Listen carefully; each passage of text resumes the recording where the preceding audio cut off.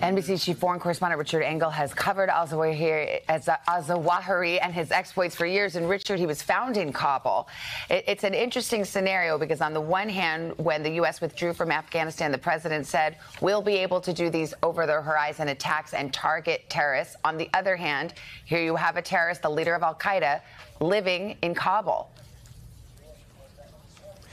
So the Biden administration is trying to say that this was a huge success, that it proves that there's no need to keep American troops in Afghanistan because, as the administration has been saying from the start, if there is a problem, if al-Qaeda starts to reconstitute itself in Afghanistan, the United States, with drones and intelligence assets, can carry out these so-called over-the-horizon strikes from afar, from a great distance, like it did over the weekend. But it also raises the question, why was the top leader from al-Qaeda in Afghanistan anyway, less than 1 year after U.S. troops pulled out?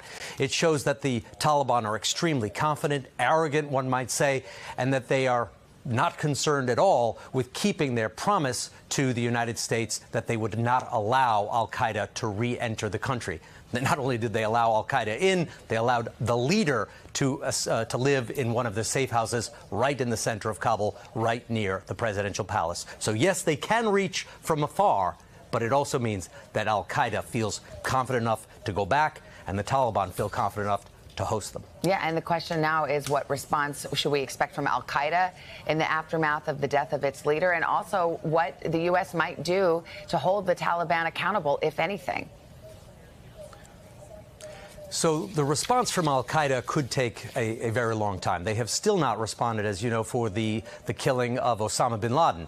Al-Qaeda generally works for years on its plots. So this is not the kind of thing that al-Qaeda is going to ignore, but that will probably be up to the future leader of the organization as it tries to recalibrate.